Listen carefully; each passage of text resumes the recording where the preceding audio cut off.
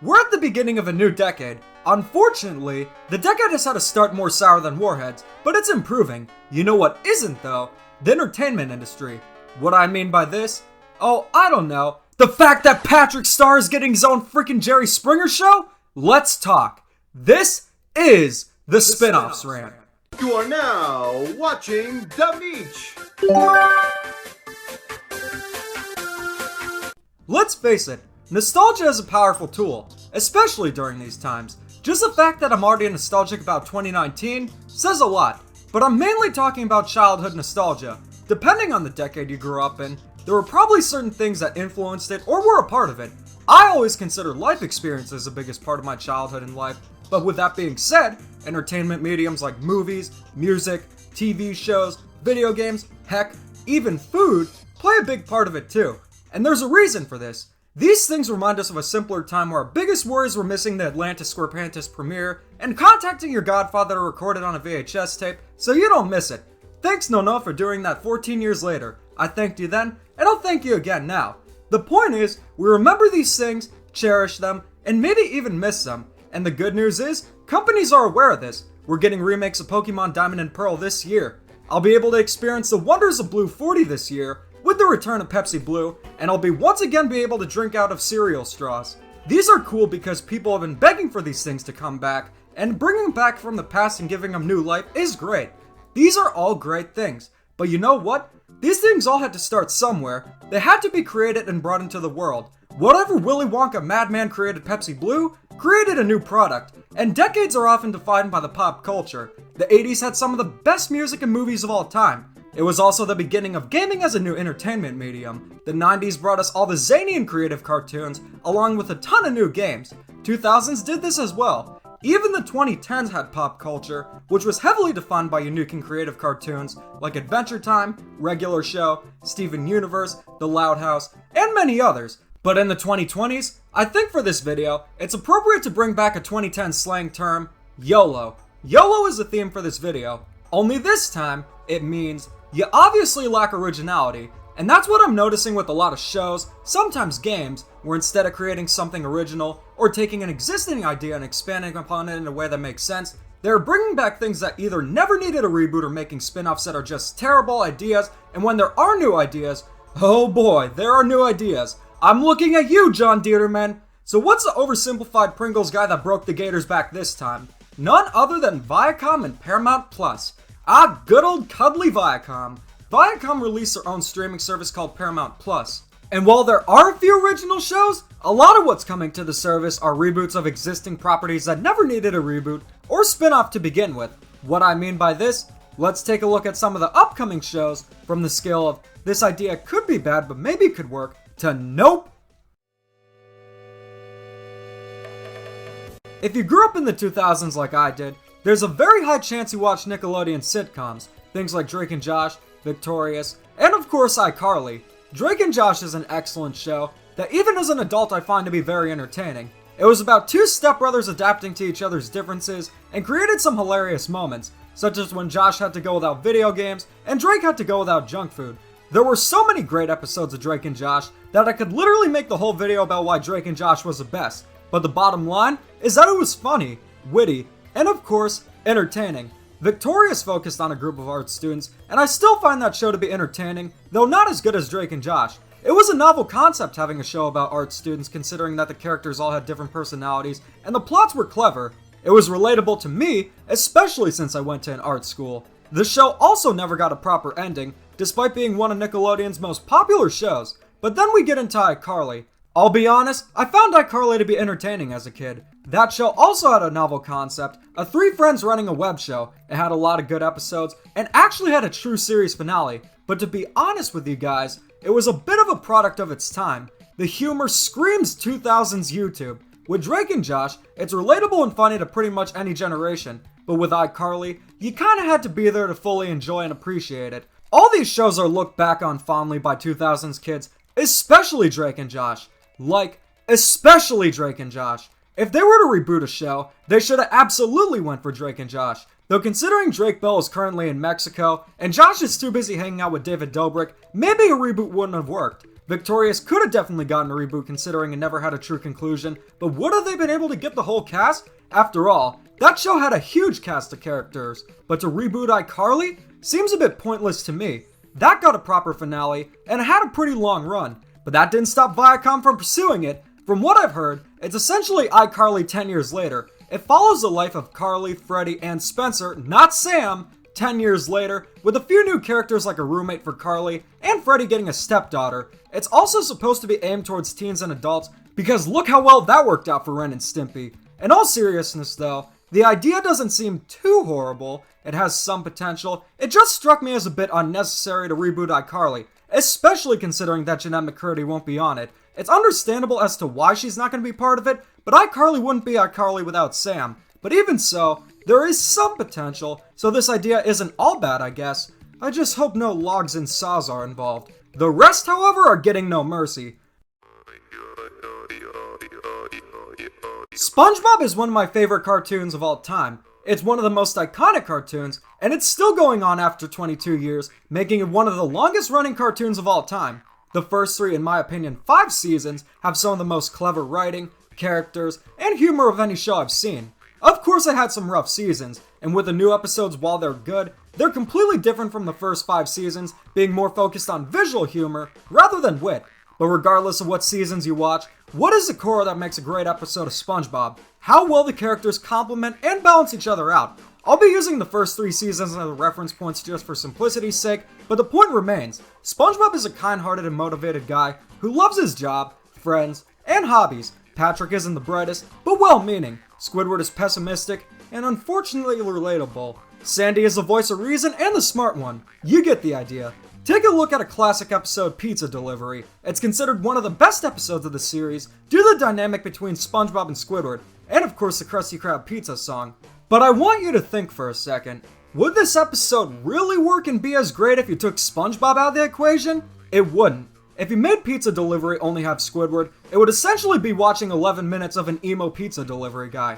I could watch that in free for real life. How about Suds? That episode had Patrick pretending to be a doctor, thinking he is helping SpongeBob, when in reality, he's only making things worse. Patrick serves as a comedic relief. If you mainly feature him in an episode, it would just be him acting like a doofus. There is actually an episode fully focused on Patrick, called Rise and Shine, and all it is Patrick acting like an idiot for a little over 3 minutes. And if it can't work for 3 minutes, what makes you think it'll work for 11 minutes? Want proof it won't work? Look at Planet Sheen. Okay, not that Sheen. But Sheen Estevez from Jimmy Neutron. He was one of the best characters on the show, because he complemented the other characters as well as being a source of comedic relief, but on his own, it does not work. Maybe the Patrick show will be good, but I highly doubt it. But as Billy Mays didn't actually say, but wait, there's more! Kamp Koral. There is a lot of controversy surrounding the show. This is mainly in regards to the fact whether the late creator of SpongeBob knew about its existence, but I won't get into that. Essentially, it's SpongeBob Babies. It follows SpongeBob's adventures at summer camp, and the thing with SpongeBob is, he's technically an adult, but a kid at heart, and when you make him just a kid, he can't work, he can't go to boating school, you limit the character, you get the idea. Some people like the show, but in my opinion, it's absolutely ridiculous and unnecessary. It's clear Nickelodeon did this to follow the return of baby trends from the 90s, but in my opinion, there's nothing Koral about Kamp Koral. And guess what? There is yet another SpongeBob spin-off in development. Not a spin-off show, not a short, a feature film. But before we get into that, let's talk about some other spin-offs and reboots happening that never needed to happen. Oh, the Fairly Odd Parents. Butch, you didn't create my childhood. That was my parents. But this isn't a Dr. Ruth video, so I won't get into that. But the Fairly Odd Parents consisted of the holy trinity of cartoons of my childhood. SpongeBob, Jimmy Neutron, and of course the Fairly Odd Parents. It was once a creative and entertaining show, but eventually, it essentially became a joke. They added a baby, fine. Then they added a dog. Then they added a neighbor. I got enough weird neighbors to deal with myself. Why would I want to be reminded of that? But despite a nearly 17-year run that dragged on longer than a zombie, they are planning a reboot? Why? Weren't the 3 Drake Bell live-action movies enough? Personally, I think either Channel Chasers or the episode where Timmy told his parents about his fairy godparents served as a perfect closure to the series, but why drag it on even more? If it was beating a dead horse before, now it's straight up eating the dead horse. The series dragged on too long. They had 3 live action movies. There is no need for a Fairly Odd Parents reboot. Finally, let's go back to Bikini Bottom and see how much Viacom is milking that sea cow, because recently they announced a Sandy Cheeks full-on feature film. Sandy is an interesting and often underused character, so maybe it could work, but the fact of the matter is, they continue to milk SpongeBob for all it's worth. Now I know what some of you are thinking, aren't you too old for cartoons? This isn't your demographic.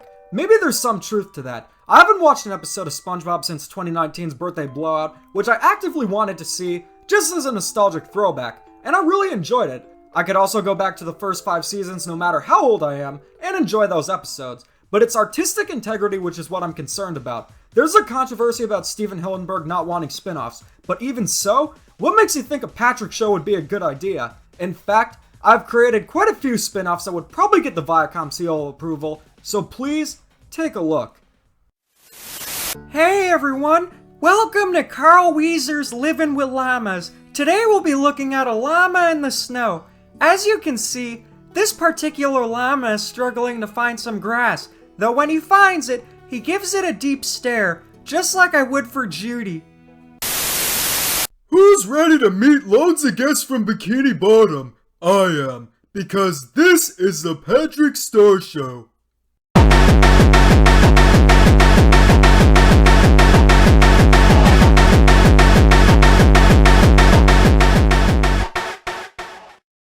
Welcome to the Patrick Star Show. My guest today is having issues determining who his daughter's mom really is. Introducing Eugene Krabs! Now tell me, Mr. K, what exactly is going on? I have a beautiful daughter named Pearl, but I have been unable to find out who the real mom is, though I have a good idea of who it is. You gonna help me or not, you slimy starfish? Yeah! Don't you have a DNA test or something? Yeah, hold on. 3 hours later. Here it is! That's a toaster, you bottom feeder! Isn't that a DNA test? No, it's not! Hey, tough guy, get the DNA test! Right on it. Okay, Reg has helped us. Now let's meet our guest. Meet Diamond Whale! Diamond, you're Pearl's mom, right? I remember we went to that fancy restaurant, then the park, and the rest speaks for itself. I can't exactly recall what happened there. Was mayonnaise involved? Patrick, do the DNA test now! 3 hours later. The results are in! It has been determined I knew it. Diamond is not the mother. What? Then who is? Ladies and jellyfish, meet Majesty the Seahorse. That doesn't make any sense! Don't you know basic biology, you crustaceous idiot? It's a male seahorse that carries a baby. Why, you revolting starfish? I'm gonna kick your ass! Yeah, they don't look too good. I will admit, some reboots and spin-offs make sense. Rugrats hasn't been a thing since Rugrats Go Wild in 2004, or All Grown Up in 2008, so that makes sense. Parents are nostalgic for it, and they'd want their kids to experience the Rugrats just like they did. Blue's Clues and You also being a good idea for a reboot, since the idea is great, and it ended in the 2000s. That's a show kids of any generations could love and enjoy. I also think reboots of Danny Phantom and Jimmy Neutron would be perfectly fine. Great, actually. Those shows are beloved despite having a relatively short run, and Jimmy Neutron actually had a 4th season planned. Last time we saw Jimmy Neutron was in a freaking car commercial. There is potential there, but things like the iCarly reboot, countless SpongeBob spin-offs, the Fairly Odd Parents reboot, those are completely unnecessary. Nickelodeon was the same company to turn down Adventure Time. So here's my advice. If you're gonna reboot a show or make a spin-off, make sure it's one that could benefit from it. And with the spin-offs, sometimes they could work, but don't milk it for all it's worth. Generations look back on what they used to watch. 70s kids remember the Hanna-Barbera era. 90s kids Rugrats, Rocko's Modern Life, and others. 2000s kids SpongeBob, Jimmy Neutron, and others as well. Even 2010s kids got regular show, Adventure Time, Steven Universe, and many other great shows. What are kids nowadays gonna remember? Spin-offs of shows their parents watched and Johnny Johnny? That's pretty sad. Creating something new can be difficult, but to turn down pitches for new and creative shows to make corporate spin-offs isn't cool. Prime example, there was a show called Harvey Beaks on Nickelodeon. It was a really cool and creative show, but Nickelodeon canceled it because it wasn't as popular as SpongeBob. They did C.H. Greenblatt dirty with Harvey Beaks, and I don't want the next generation to only remember these spin-offs and reboots. In the end, spin-offs and reboots can be great, but it seems like that's all there is. I'm mainly referring to Paramount Plus, but this applies to other channels and streaming services as well. Have some originality, and let the new generation have stuff to look back on. Have artists have an opportunity to shine. So what do you guys think? Do you agree with my thoughts on the spin-offs? Anyways, thanks for watching, and keep calm and da-da on.